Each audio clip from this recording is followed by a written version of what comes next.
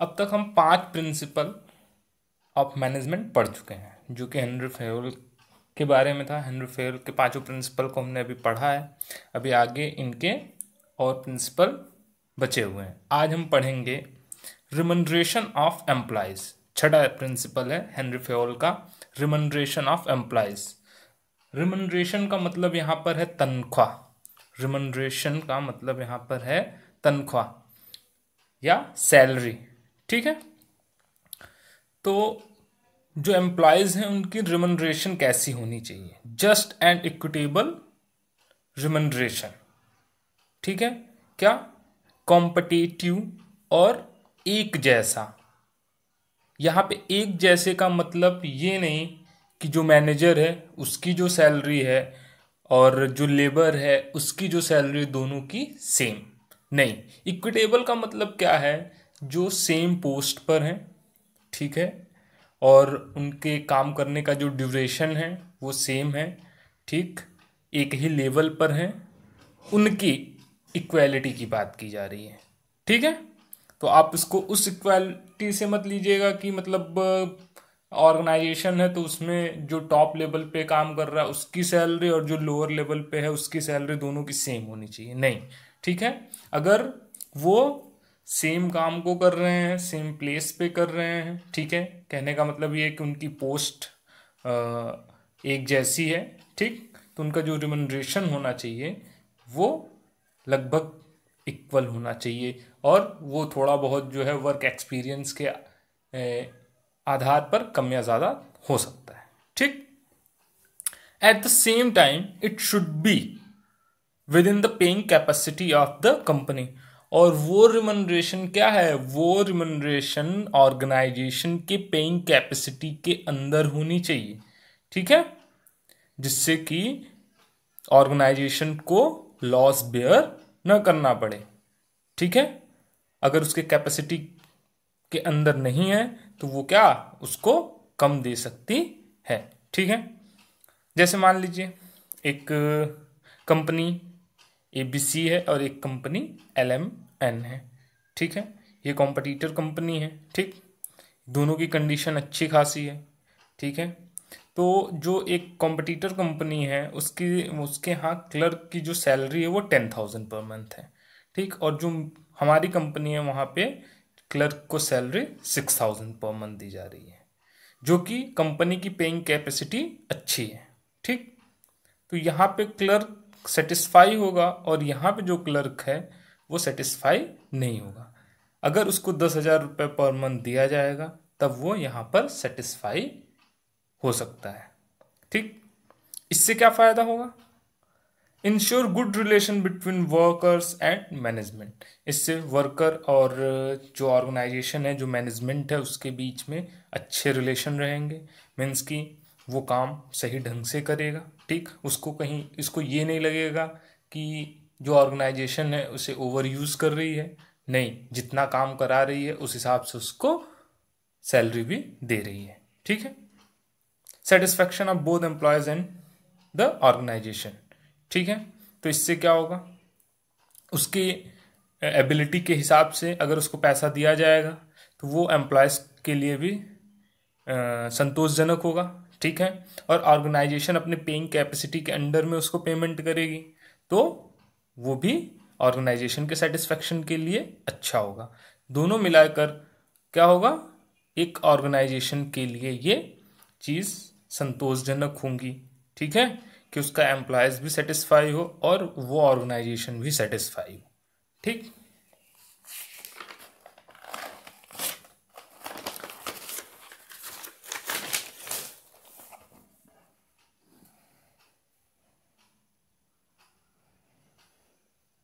अब अगला पॉइंट है subordination of individual interest to general interest. ठीक है, ये क्या कह रहा है कि कोई भी ऑर्गेनाइजेशन है वहां पर इंडिविजुअल इंटरेस्ट को महत्व बहुत ज़्यादा नहीं दिया जाता है। अगर वो हर एक इंडिविजुअल इंटरेस्ट को महत्व देने लगेंगे, ठीक है, तो वो इंडिविजुअल इंटरेस्ट के लिए ही काम करते रह जाएंगे और जो ऑर्गेनाइजेशन का जो कॉमन गोल है वो वहाँ तक नहीं पहुँच पाएंगे। तो इसीलिए उन्होंने कहा कि जो इंडिविजुअल इंटरेस्ट है उसको क्या करना, उसको कन्वर्ट कर देना जनरल इंटरेस्ट में। ठीक है, किसी भी ऑर्गेनाइजेशन के लिए उसका जनरल इंटरेस्ट ज़्यादा इम्पॉर्टेंट होता है उसके इंडिविजुअल इंटरेस्ट की जगह पर। ठीक है, जैसे कि यहाँ पे है interest of the organisation greater than interest of any one individual employee. ठीक है, ठीक। तो अब जैसे इसमें इंडिविजुअल में आ जाते हैं workers, owners, share holders, creditors, customer, society. ठीक, तो इन सब की जो डिमांड है, ठीक है, जो ये चाहते हैं वो तभी पूरा हो पाएगा जब इंटरेस्ट ऑफ ऑर्गेनाइजेशन क्या होगा, कंप्लीट किया जाएगा, उसके कॉमन गोल को अचीव किया जाएगा। ठीक है, मान लीजिए यहाँ पर एक इंडिविजुअल इंटरेस्ट एम्प्लॉयर ऑब्जेक्ट है। ठीक है, मतलब भी ये ऑर्गेनाइजेशन है, ठीक है, और इसका कुछ अपना ऑब्जेक्ट है। ठीक, एम्प्लॉय है, उसका कुछ अपना ऑब्जेक्ट है। ठीक, तो ये कैसे, ये कंप्लीट कैसे होगा, जब ये और ये, कहने का मतलब है कि जब ऑर्गेनाइजेशन और जब एम्प्लॉय दोनों मिल करके, ठीक, उस ऑर्गेनाइजेशन के ऑब्जेक्ट को अचीव करेंगे, ठीक है, उसको ग्रुप इंटरेस्ट में कन्वर्ट करेंगे, तब कहीं जाकर के इन दोनों मीन्स की जो एम्प्लॉयर हैं और जो एम्प्लॉयज़ हैं, इन दोनों का इंडिविजुअल इंटरेस्ट भी पूरा हो पाएगा। तो इसके फायदे क्या होंगे, अचीवमेंट ऑफ ग्रुप गोल। ठीक, तो जो कंपनी का, जो ऑर्गेनाइजेशन का एक कॉमन गोल है उसको अचीव किया जाएगा। ठीक है, तो जब ये कॉमन गोल अचीव हो जाएगा तब इन लोगों की इंडिविजुअल इंटरेस्ट भी पूरी की जा सकेगी। ठीक है, अब अगला पॉइंट आता है सेंट्रलाइजेशन एंड डिसेंट्रलाइजेशन।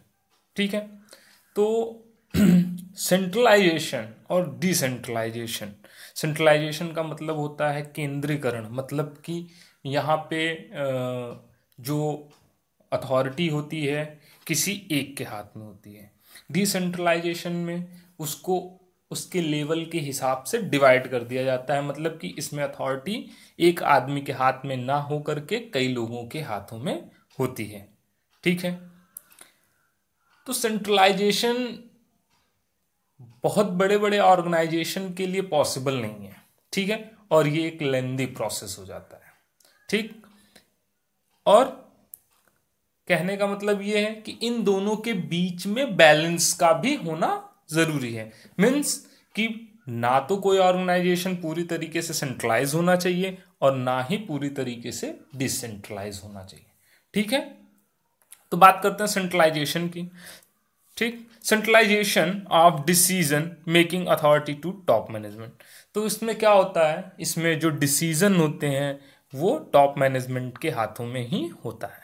ठीक, डिसेंट्रलाइजेशन में क्या होता है, distribution of decision taking authority to all levels of management. ठीक है, तो आपने लेवल पढ़े हुए थे, ठीक है, टॉप, मिडिल और लोअर लेवल। ठीक है, तो जितने लेवल हैं उस लेवल पे एक अपना अलग अलग मैनेजर होता है, उनके हाथों में वो अथॉरिटी दी जाती है। ठीक, तो अब इसमें कुछ पॉइंट्स हैं कि balance between centralisation and decentralisation. तो मैंने आपको बताया कि कोई भी ऑर्गेनाइजेशन पूरी तरीके से सेंट्रलाइज है तब भी ठीक नहीं है और पूरी तरीके से डिसेंट्रलाइज है तब भी ठीक नहीं है। ठीक है, तो उन दोनों के बीच में बैलेंस का होना बहुत ज़रूरी है। जैसे कि कुछ कंपनी के मेजर फंक्शंस जो होते हैं, जैसे setting up a goal, plans, policy should be centralise. ये सारी चीज़ें क्या होनी चाहिए, सेंट्रलाइज होनी चाहिए। और रूटीन वर्क जो है, ठीक, जैसे purchase of raw material, assignment of target to work should be decentralise. ये सारी चीज़ें डिसेंट्रलाइज होनी चाहिए। ठीक है, अब इससे फायदा क्या होगा, helps the manager to focus on important matters.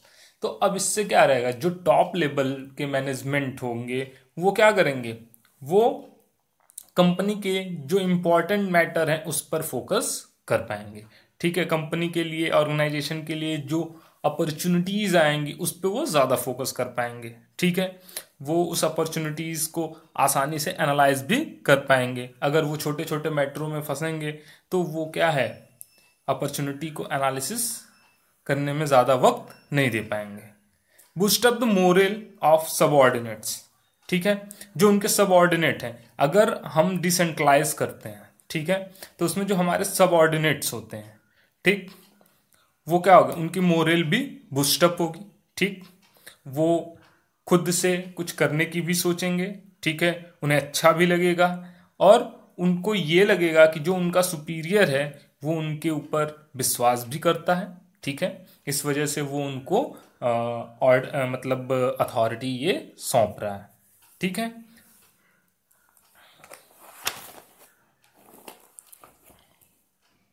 अब बात करते हैं अगले पॉइंट की, स्केलर चेन, ठीक। स्केलर चेन का मतलब होता है चेन ऑफ कमांड, ठीक, मतलब यहाँ पे ये कि कौन किसको ऑर्डर दे सकता है, कौन किसका सुपीरियर है, कौन किसका सबऑर्डिनेट है, ठीक है। मैनेजमेंट हायरार्की, ये दोनों सेम चीज़ें होती है, चेन ऑफ कमांड या मैनेजमेंट हायरार्की, ये दोनों स्केलर चेन के ही हिस्से होते हैं, ठीक है। इसमें लोगों की अथॉरिटी डिसाइड कर दी जाती है, ठीक, कौन किससे मिल सकता है, कौन किसको रिपोर्ट करेगा, ठीक है, कौन किसका ऑर्डर सुनेगा, ये सारी चीज़ें होती हैं। Formal lines of authority from highest to lowest rank, तो ये क्या है, एक लाइन होती है ऊपर से नीचे की ओर, ठीक है, टॉप लेवल से लोअर लेवल तक की, ठीक। Organisation should have a chain of authority and communication that runs from top to bottom, और हर ऑर्गेनाइजेशन के पास एक चेन होती है, ठीक है, अथॉरिटी की, ठीक है, कम्युनिकेशन की, कि कौन किससे संपर्क करेगा, ठीक है, और कौन किससे नहीं करेगा, ठीक है। जैसे यहाँ पे एक देखिए, यहाँ पे स्केलर चेन बनाई गई है, ठीक है, यहाँ पे ए है, ठीक, बी है, सी है और डी है, और इधर पी क्यू आर है, ठीक। तो अब यहाँ पर जो डी है वो डायरेक्ट ए से नहीं मिल सकता है, ठीक है, या डी जो है डायरेक्ट बी से नहीं मिल सकता है, ठीक। अगर ए को अपनी कोई न्यूज़ या कोई भी चीज़ें हैं जो डी तक पहुंचानी है तो वो डायरेक्ट डी तक नहीं जाएगा, ठीक है, वो अपने सबऑर्डिनेट बी को देगा, ठीक, ये नोटिस पहुंचाना है, बी सी को देगा, सी डी तक पहुंचाएगा। इसी तरीके से डी सी तक जाएगा, सी बी पे जाएगा और बी ए पे जाएगा, ठीक है। ये नहीं कि ए वाला डी से और डी वाला ए से डायरेक्टली ऐसा कोई संपर्क नहीं हो सकता है, ठीक। सेम इसी तरीके से इधर भी होगा, ठीक है। लेकिन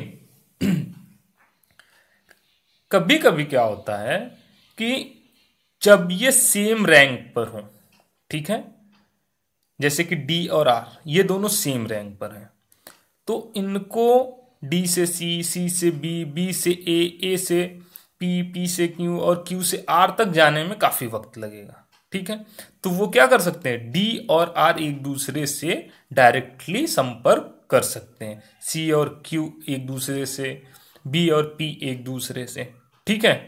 ये जो शॉर्टर रूट है, ठीक, शॉर्टर रूट को ही हम क्या बोलते हैं, गैंग प्लैंक, ठीक है, बात समझ में आ गई, ठीक। इफ डी नीड्स टू, एक पॉइंट और रह गया इसमें, should be followed by managers and subordinates, और ये क्या है, ये सारे मैनेजर्स और उनके सारे सबऑर्डिनेट्स को ये रूल्स फॉलो करने चाहिए, ठीक है। मान लीजिए D needs to communicate to A, he C should pass on the message to C, then C will transfer it to B, B at final B will transfer it to A। जैसे कि मैंने पहले बताया कि अगर D को इससे बात करनी है तो D क्या करेगा, C को देगा, C B को पास करेगा और B A को पास करेगा, ठीक है। इसके फायदे क्या है, अकाउंटेबिलिटी कुड बी फिक्स्ड, ठीक है, तो इससे क्या है, लोगों की अकाउंटेबिलिटी फिक्स्ड की जा सकती है, ठीक। जैसे डी ने सी को दे दिया, ठीक, तो अब यहां पे डी की जो अकाउंटेबिलिटी है वो सी पे आके सिमट गई। ठीक है, मतलब कि अब आगे की जिम्मेदारी सी पर है। अगर डी का जो मैसेज है वो ए तक नहीं पहुंचता है तो उसके लिए अब सी अकाउंटेबल होगा। ठीक है, तो इससे अकाउंटेबिलिटी भी फिक्स्ड होती है। ठीक, और लोग अपने काम को एफिशिएंट और इफेक्टिव तरीके से करते हैं। ठीक है, अब अगला पॉइंट है ऑर्डर। ठीक, ऑर्डर वो वाला ऑर्डर नहीं, आदेश वाला ऑर्डर नहीं। ऑर्डर मीन्स सीक्वेंस, क्रम। ठीक है, तो किसी भी ऑर्गेनाइजेशन के लिए, ठीक है, एक ऑर्डर में चीजों का होना काफी टाइम बचाता है। ठीक है, जैसे हर एक चीज की एक जगह बनी होनी चाहिए कि अगर हमें कोई चीज लेना है तो उसकी जगह जहां है और वहां पर जाकर के वो सामान हमें आसानी से मिल जाए। जैसे आप घर में ही रहते हैं, ठीक है, तो आपका किचन अलग होता है, तो किचन में किचन से रिलेटेड आइटम होते हैं। ठीक है, बेडरूम है, ठीक, बाथरूम में जाते हैं तो बाथरूम में आपका जो बाथरूम से रिलेटेड आइटम होते हैं वो होता है। ड्राइंग रूम है, ठीक है, तो ये क्या हुआ, ये एक ऑर्डर में चीजें हैं। ठीक है, अब ऐसा तो नहीं ना कि जो चीजें बाथरूम में रखी जानी है उसको हमने किचन में रख दिया। ठीक, तो बाथरूम में जाने के बाद हमें प्रॉब्लम होगी वो चीज है कहाँ। ठीक, इसी तरीके से ऑर्गेनाइजेशन में सबके लिए एक जगह फिक्स की जाती है। ठीक है, कि जहां पर वो चीज मिल सकती है। ठीक, a place for everything, man and material. ठीक है, क्या कह रहा है, place for everything means man and material, जो वहां पे काम करने वाले हैं और जो भी सामान है उन सबके लिए एक प्लेस डिसाइड की जाती है, एक प्लेस फिक्स होती है। People and material must be in suitable place of appropriate time for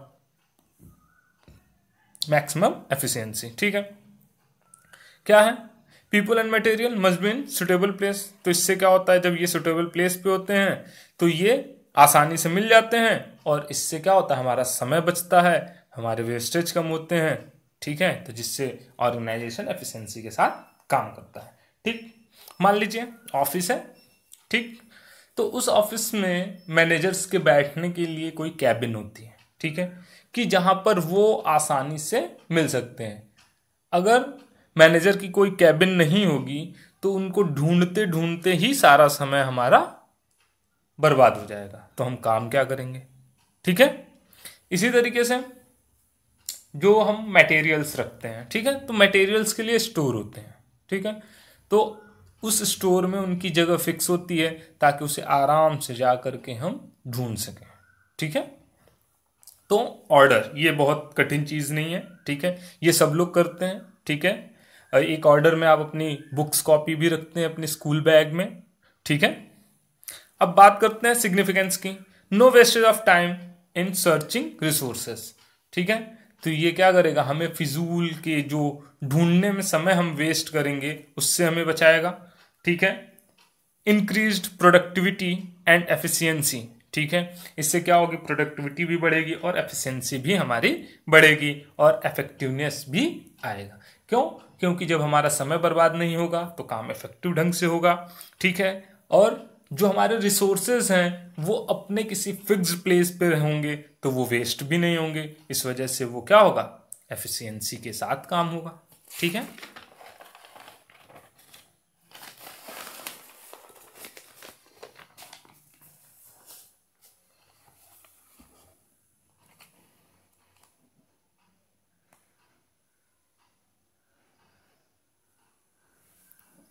अब बात करते हैं हम अगले प्रिंसिपल की जिसका नाम है इक्विटी। ठीक है, समानता। ठीक, तो आप किसी भी ऑर्गेनाइजेशन में जाएंगे, ठीक है, वहाँ पे तरह तरह के लोग रहते हैं। ठीक है, अलग अलग कास्ट के होते हैं, अलग अलग रिलीजन के होते हैं, अलग जेंडर के होते हैं। ठीक है, अलग नेशनैलिटी के होते हैं। ठीक, तो उनको उनकी भाषा, उनके पहनावे, उनकी जात धर्म के आधार पे किसी तरीके का डिस्क्रिमिनेशन नहीं करना। ठीक है, सबको एक जैसे ट्रीट करना, ये होना चाहिए किसी भी ऑर्गेनाइजेशन में। ठीक है, no discrimination and account of gender religion, language, belief, nationality, caste, etc. ठीक है। Kindliness and justice in the behaviour of manager toward worker. ठीक है, जो मैनेजर होते हैं, ठीक है, उनका बिहेवियर क्या होना चाहिए, न्यायपूर्ण ढंग से होना चाहिए, ठीक है, अपने वर्कर्स की तरफ। ठीक है। Equal opportunities for every one two rise. ठीक है, और यहां पर क्या है, सबको सबको बढ़ने, आगे बढ़ने के लिए इक्वल अपॉर्चुनिटी भी दी जानी चाहिए। ठीक है, ये नहीं कि अगर वो किसी जान पहचान वाले का है, ठीक है, उसका थोड़ा सा सोर्स है तो उस पर हम ज़्यादा फोकस करें, नहीं, यहाँ पे क्या है, इक्वालिटी, इक्वालिटी आपको देनी है। ठीक, अब इसके फायदे क्या होते हैं, ठीक है, जैसे cordial relation between manager and employees. ठीक है, तो क्या है, इन मैनेजर और एम्प्लॉयज के बीच एक कॉर्डियल रिलेशन स्टैब्लिश होता है। ठीक, इंश्योर लॉयल्टी एंड डिवोशन। ठीक है, इससे क्या है, लोगों की ईमानदारी और उनका डिवोशन भी पता चलता है। ठीक, सेटिस्फाइड एम्प्लॉयड, जब यहाँ पे इक्वालिटी रहेगी तो एम्प्लॉयड क्या रहेंगे, सेटिस्फाइड रहेंगे, क्योंकि वो किसी को ब्लेम नहीं कर सकते हैं कि भाई हमको आगे नहीं बढ़ने दिया जा रहा है। तब यहाँ पे क्या होगा, जो मेहनत करेगा वो आगे बढ़ेगा। ठीक है, मान लीजिए एक एग्जाम्पल दिया हुआ है कि दो अकाउंटेंट है, ठीक है, एक को 15,000 सैलरी दी जा रही है और एक को 10,000 सैलरी दी जा रही है। ठीक है, तो ये क्या हुआ, ये कहने का मतलब है ये दोनों सेम पोस्ट पर हैं, दोनों की सेम क्वालिफिकेशन है, दोनों के वर्किंग टाइम भी सेम है। ठीक, मतलब ये दोनों एक तरीके से इस पोस्ट पर सारी समानताएं इन दोनों के अंदर है। ठीक, लेकिन सैलरी में इनको डिस्क्रिमिनेट किया जा रहा है, इनको 15,000 दिया जा रहा है और इनको 10,000 दिया जा रहा है। तो इससे क्या होगी, एम्प्लॉयज के बीच में प्रॉब्लम क्रिएट होगी। ठीक है, वो ऑर्गेनाइजेशन के लिए सही ढंग से काम नहीं कर पाएंगे। ठीक है, we do the same work with same qualification while less to me. ठीक है, अब आगे अगला पॉइंट है स्टेबिलिटी ऑफ पर्सोनेल। ठीक है, तो स्टेबिलिटी ऑफ पर्सोनेल का मतलब ये है कि पर्सनल का मैंने मतलब बताया था आपको, एम्प्लॉयज, ठीक है, जो हमारे यहाँ काम करने वाले एम्प्लॉयज हैं।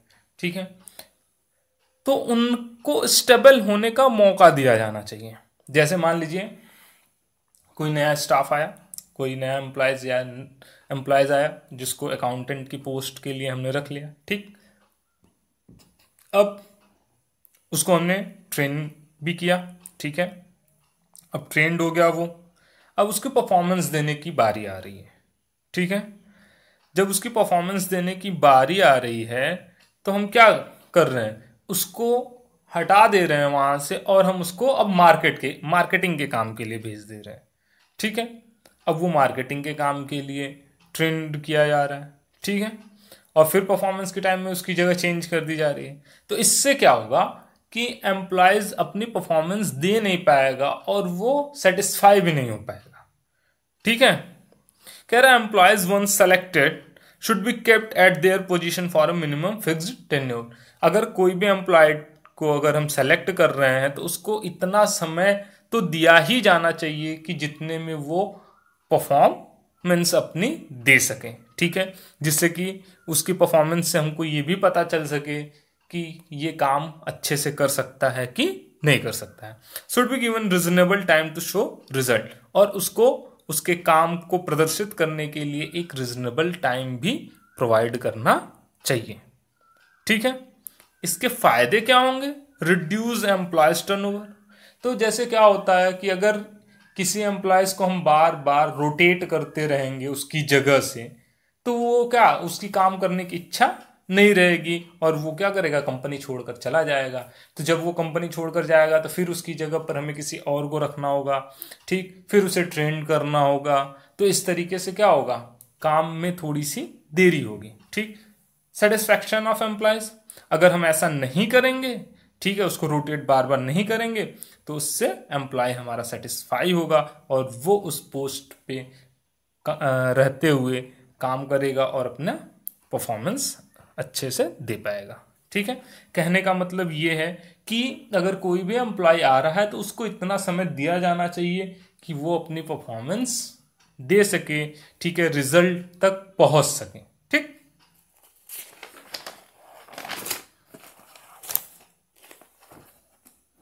अब अगला पॉइंट है इनिशिएटिव। ठीक है, इनिशिएटिव का मतलब क्या है कि खुद से कुछ सोचना, खुद से करना। ठीक है, हम अपने बुद्धि से उस काम को कितने अच्छे तरीके से कर सकते हैं। ठीक है, eagerness to initiate action without being asked. ठीक है, जैसे ऑर्गेनाइजेशन में कई ऐसे भी एम्प्लॉयज होते हैं जो हर चीज को पूछ के करते हैं।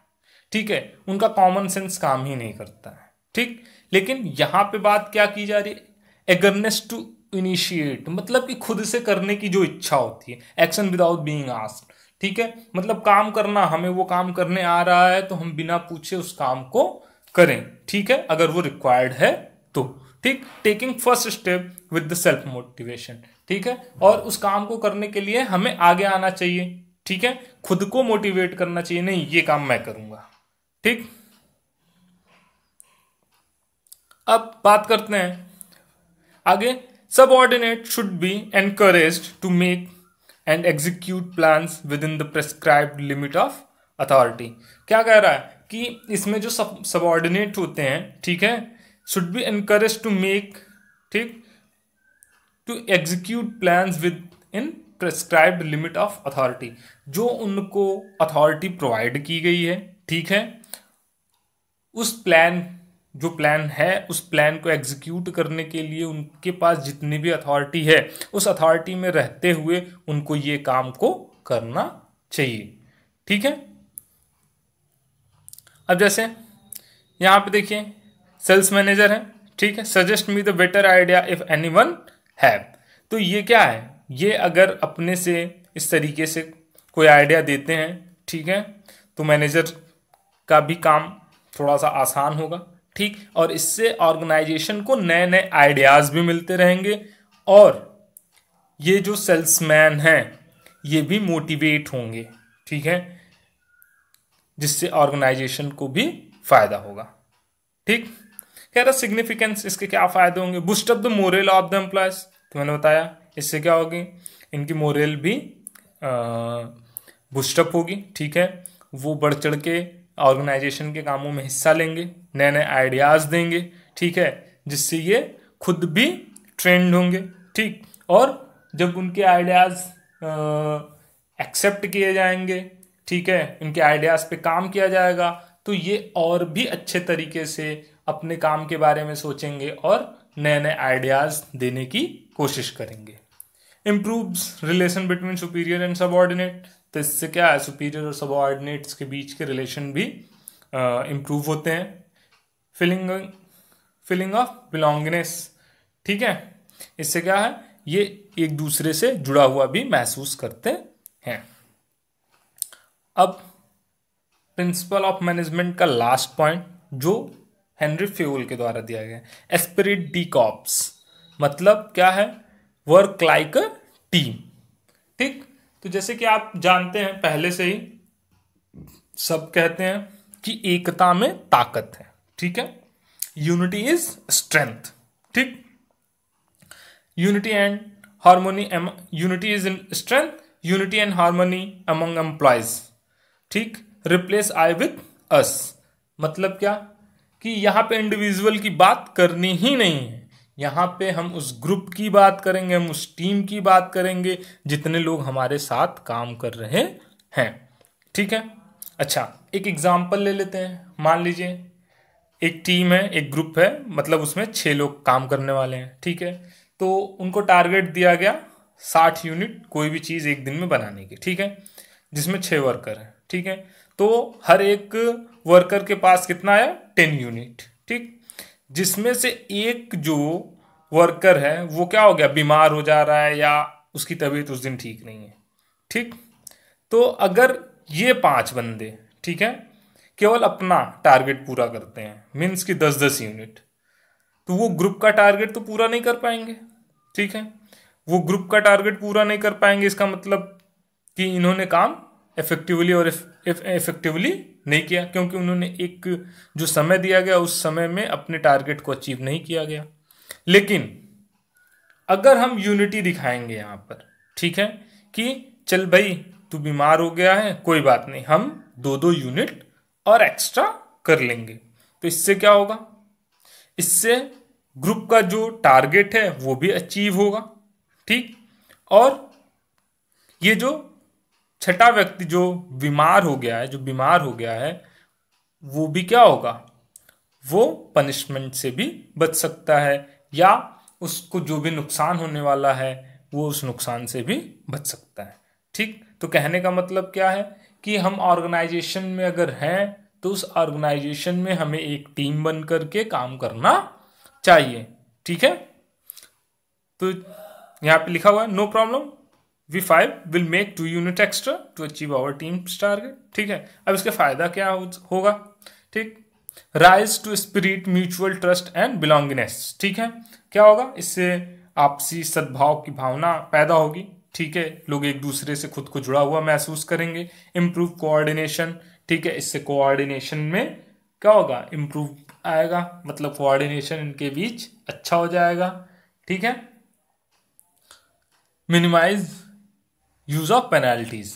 तो मैंने जैसे कि बताया कि जब ये अगर ग्रुप को गोल को अचीव नहीं करते तो हो सकता है इनके ऊपर पेनल्टी भी लगाई जाती, और इस पेनल्टी से में सबको पेनल्टी देना पड़ता। ठीक, ये नहीं कि 5 ने 50 बना दिए तो 5 पे पेनल्टी नहीं लगेगी। भाई वो तो ग्रुप का टारगेट था 60 यूनिट, तो इसका मतलब कि पेनल्टी तो लगनी ही लगनी है। तो आप क्या है, किसी भी तरीके की पेनल्टी से बच भी सकते हैं। आज यहाँ पे प्रिंसिपल ऑफ मैनेजमेंट जो हेनरी फेयोल का बताया हुआ है वो समाप्त होता है।